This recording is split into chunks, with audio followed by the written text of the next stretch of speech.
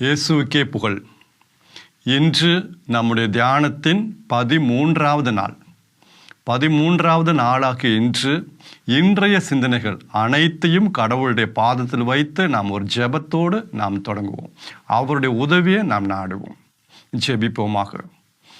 எங்களை ஒவ்வொரு நாளும் பாதுகாத்து வழிநடத்தி வரும் அன்பு தந்தையே இறைவா, இதோ உம்முடைய வார்த்தையில் நாங்கள் வியப்புக்குரிய அனைத்தையும் பார்க்கும்படி காணும்படி எங்கள் கண்களை பிரகாசித்தருளும் தந்தையே.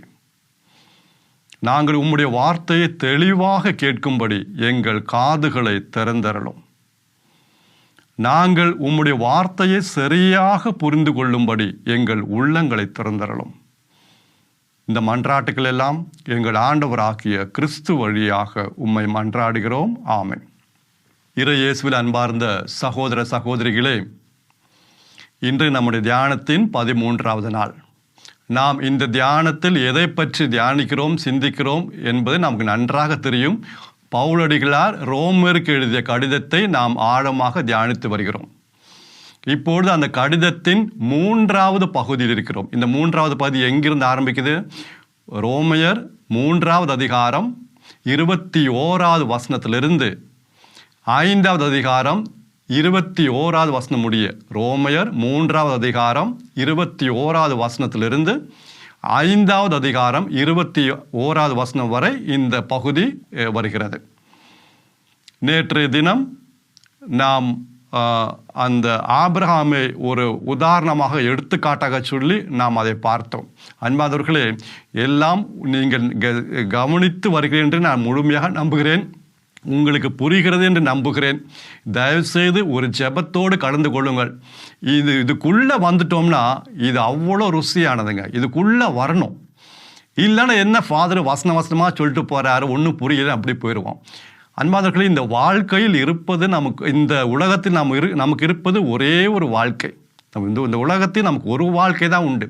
இந்த உலகத்தை விட்டு போகிறது மாதிரி இந்த நற்செய்தியை முழுமையாக நாம் அறிந்து கொண்டு நாம் போக வேண்டும். அதை சொந்தமாக்கி கொள்ள வேண்டும். அப்படி யாராவது ஒரு வெறியோட ஒரு உற்சாகத்தோடு இருந்தீர்கள் என்றால் அவர்களுக்கு இது நன்றா புரியும். மற்றவங்களுக்கு ஏதோ தவக்காலதோ செய்தியை கேட்டோமோ போனோமோ அவங்களுக்கு புரியாது. கடவுள் சொல்லியே தரமாட்டார். இது எப்படியாவது புரிய வேண்டும் என்று ஒரு வெறியோடு இருக்கீங்களே, எப்படியாவது சொந்தமாக்கி கொள்ள வேண்டும் ஒரு வெறியோடு இருக்கீங்களே, ஒரு ஆவலோடு இருக்கீங்களே, அவர்களுக்கு கடவுள் உதவி செய்வார். கண்டிப்பாக செய்வார். இப்படி தான் எனக்கு உதவி செய்கிறாரு. எப்படியாவது இதை அறிந்து கொள்ள வேண்டும். ரொம்ப வருஷமாக இந்த ரோமருக்கு எடுத்து திரும்ப என்னானே புரியல. பல மக்கள் என்ற சொல்லியிருக்காங்க, அவங்களுக்கும் புரியல. இது அவ்வளோ பெரிய பொக்கிஷம். அன்பாந்தவர்களை விட்டு விடாதீர்கள். ஒரு முறை கேளுங்க, 2 முறை கேளுங்க, போட்டு கேளுங்க. யூடியூப்பில் போட தெரிஞ்சவங்க போட்டு கேளுங்க. அன்பாந்தவர்களே, நேற்று தினம் நாம் அந்த ஆபிரகாம் எடுத்துக்காட்டாக நாம் பார்த்தோம். அது ரோமையர் 4வது அதிகாரம் 1 முதல் 16 முடிய நாம் பார்த்தோம். ரோமையர் 4வது அதிகாரம் வசனங்கள் 1 முதல் 16 முடிய நாம் பார்த்தோம். அதை நாம் 3 பாகங்களாக பிரித்தோம். அந்த 16 வசனங்களையும் 3 பாகங்களாக நாம் பிரித்தோம். முதல் பாகம் முதல் வசனத்திலிருந்து 8வது வசனம் முடிய. ரோமையர் 4வது அதிகாரம் முதல் வசனத்திலிருந்து 8வது வசனம் முடிய முதல் பாகம். அதாவது எந்த ஒரு செயலினாலும் ஆபிரகாம் கடவுளுக்கு ஏற்புடையர் ஆகவில்லை. எந்த ஒரு செயலினாலும். அப்புறம் எதன் அடிப்படையில் ஏற்புடையர் ஆனார்? அவருடைய நம்பிக்கை, கடவுள் மீது நம்பிக்கை வைத்த. கடவுள் சொன்னால் உனக்கு பிள்ளைகளை தருவேன்னு சொன்னார். நட்சத்திரங்களை போல பிள்ளைகள் தருவேன்னு சொன்னார். நம்பினார். மற்றபடி எந்த ஒரு செயலினாலும் அவர் ஏற்புடையர் ஆகவில்லை. நம்பிக்கையின் அடிப்படையில் தான் ஏற்புடையர் ஆனார். அதுதான் 1லேருந்து 8. எந்த ஒரு செயலும் இல்லை. வித்தவுட் எனி ஒர்க்ஸ், எந்த ஒரு செயலும் இல்லை. அது நல்லதோ கெட்டதோ எந்த ஒரு செயலும் கிடையாது. காணிக்கை கொடுப்பதோ, தசமபாகம் கொடுப்பதோ, இல்லை ஏழைகள் உதவி செய்வதோ, அதெல்லாம் இங்கே வராது. அதெல்லாம் அப்புறமேட்டு இங்கே வராது. அது அப்புறமேட்டு வரும். கடவுள் நம்ம ஏற்புடையர் ஆக்கும்போது அது இங்கே வராது. இங்கே நம்பிக்கை மட்டும்தான்.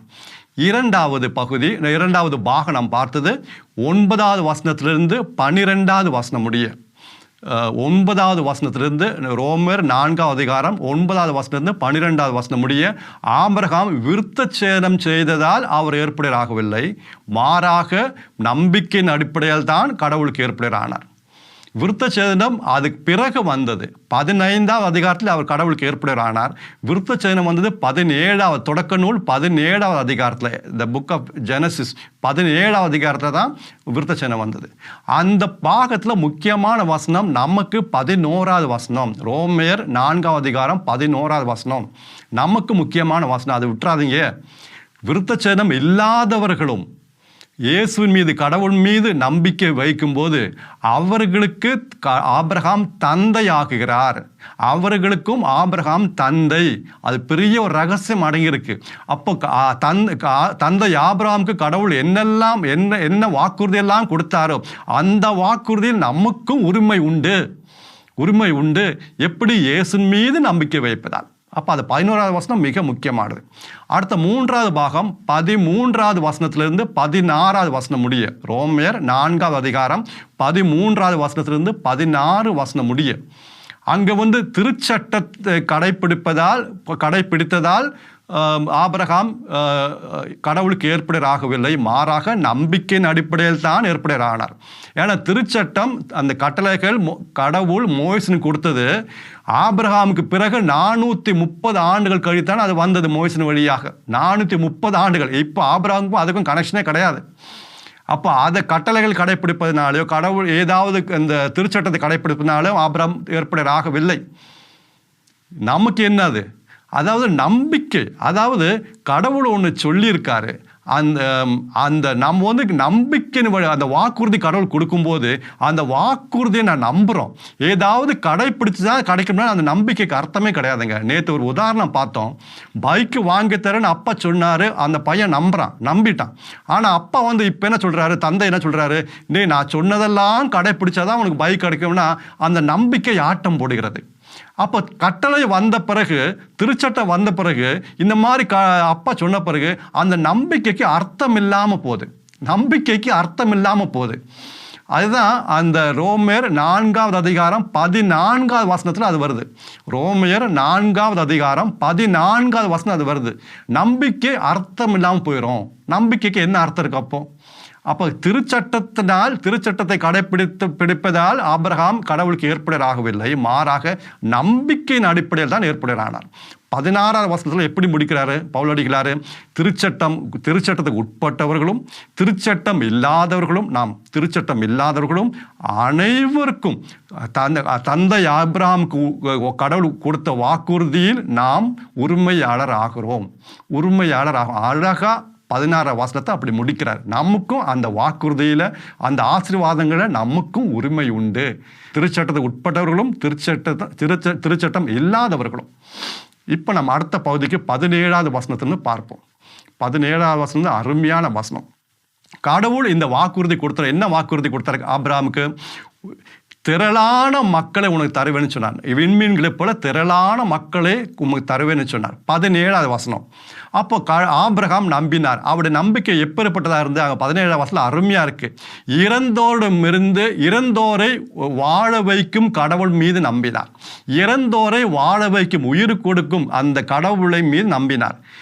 இல்லாததை அவருடைய வார்த்தையால் இருக்கச் செய்யும் கடவுளை நம்பினார். கடவுள் ஆற்றல் உள்ளவர், வல்லமை உள்ளவர். இல்லாததை கடவுள் தம்முடைய வார்த்தையால் இருக்கச் செய்வாராம். இறந்தோரை அவர் உயிர்த்தெழச் செய்வாராம். அந்த அப்பேற்பட்ட கடவுள் நம்பினார். ஆபிரகாமுடைய வாழ்க்கையில் இது ஒரு சம்பவம் இருக்குங்க. தம்முடைய மகன் ஈசாக்கை பழிச்செலுத்த அவர் அந்த மலைக்கு கொண்டு போகும்போது, இது எங்கே வருது?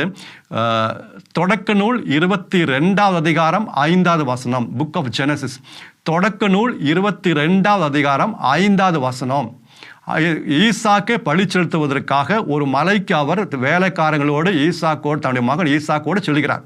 அந்த மலை அடிவாரத்தில் வந்த பிறகு வேலைக்காரங்களை பார்த்து அப்புறம் சொல்கிறேன், நீங்களா இங்கே இருங்க, நானும் என்னுடைய மகனும் பையனும் போய் அந்த மலை மேலே போய் கடவுளை வழிபட்டு நாங்கள் வருகிறோம்.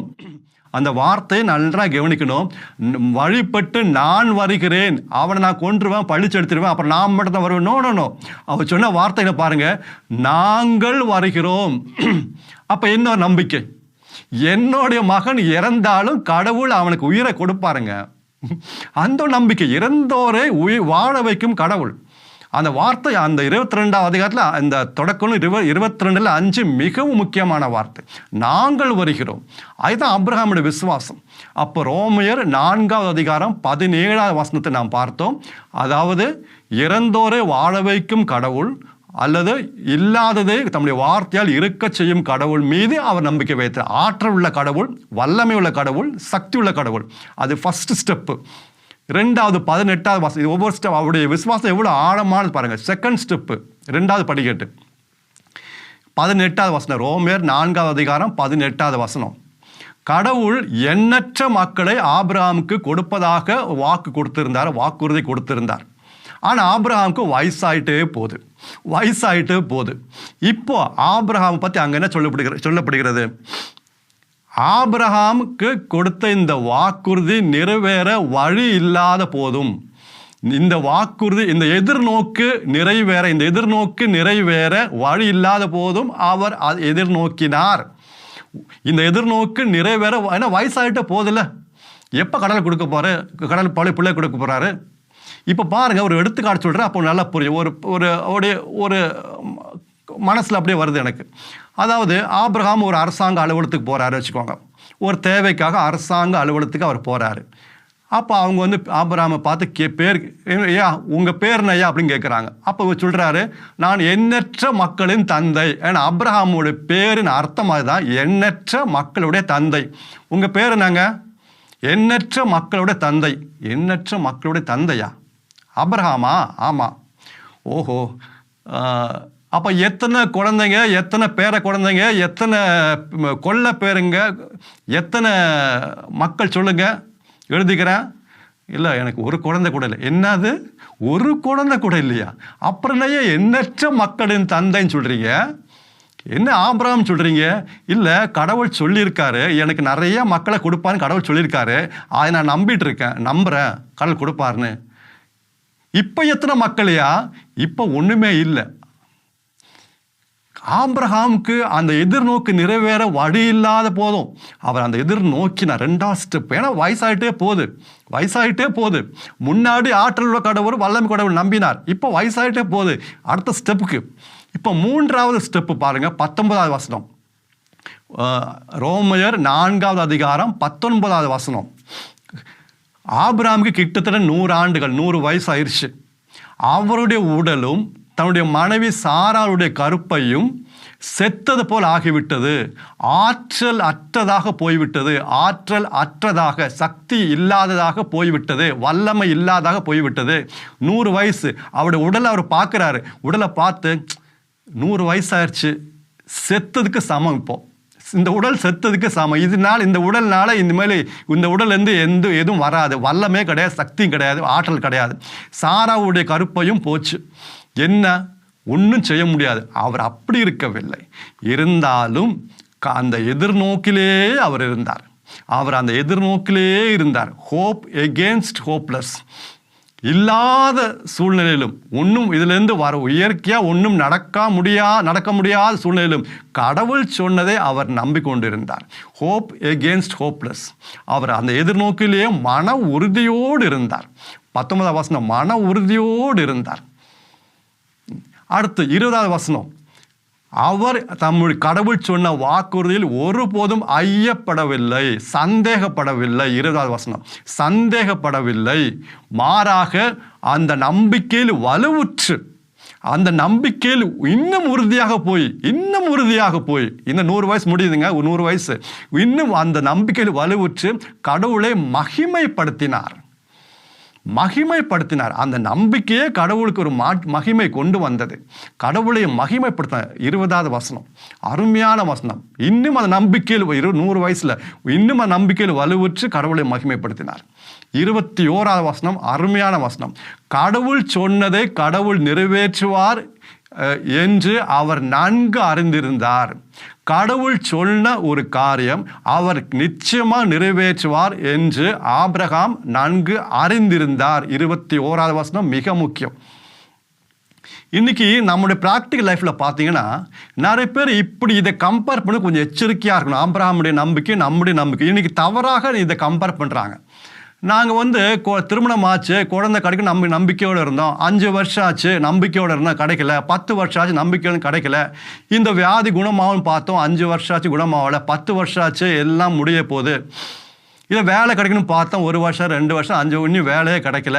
இதை தான் இவங்க நம்பிக்கைன்னு சொல்கிறாங்க.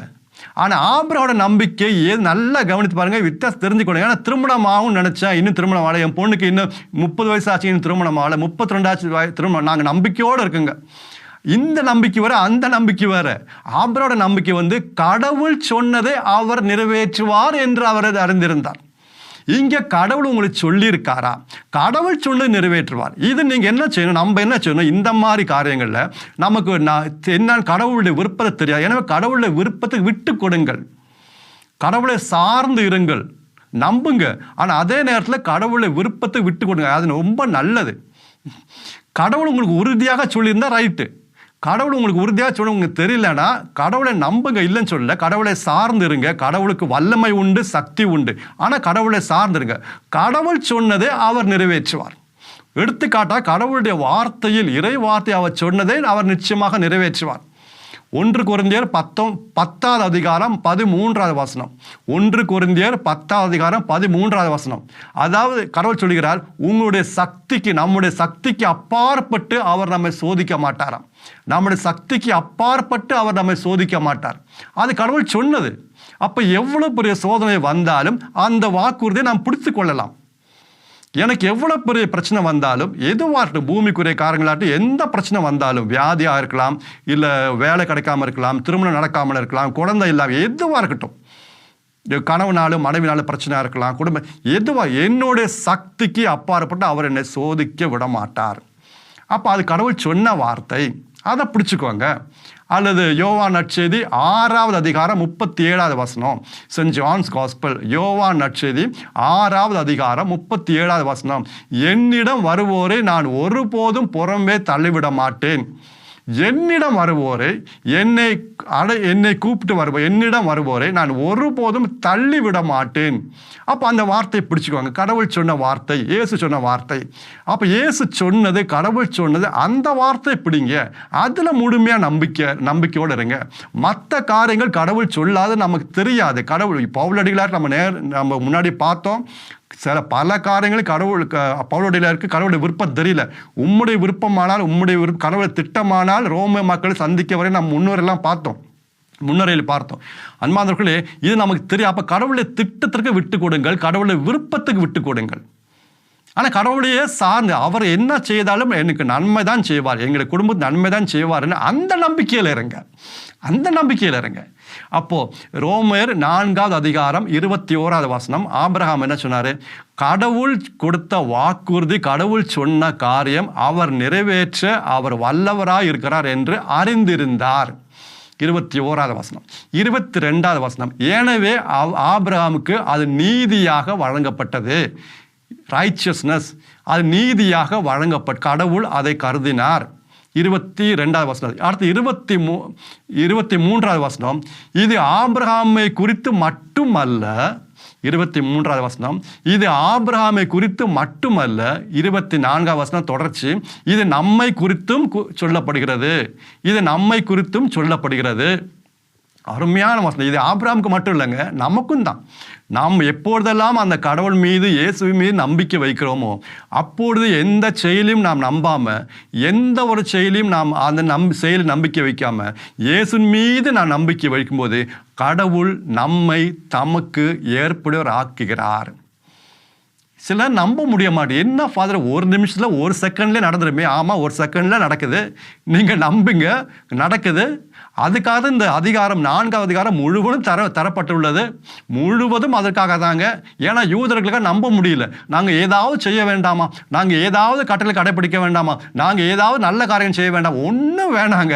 நீங்கள் கடவுளை நம்புங்க, இயேசுவை நம்புங்க, வேறு ஒன்றும் செய்ய வேண்டாம். இதுதான் தொடக்கம், நற்செய்தியின் தொடக்கம். இது போக அது வேறு மாதிரி இன்னும் கொஞ்சம் ஆழமாக போகுது. நற்செய்தியின் தொடக்கம். இப்படி நம்பும்போது இயேசுவோடைய நீதி நம்ம மேலே வந்து விழுது, இயேசுவோடைய அந்த தூய்மை நம்ம மேலே வந்து விழுது. இது தான் 25வது வசனம். ரோமர் 4வது அதிகாரம் 25வது வசனம். நமக்காக நம்முடைய பாவங்களுக்காக நம்முடைய குற்றங்களுக்காக சாகும்படி இறக்கும்படி கடவுள் இயேசுவை கையளித்தார். இயேசுவை கையளித்தார், நமக்காக அவர் கையளித்தார்.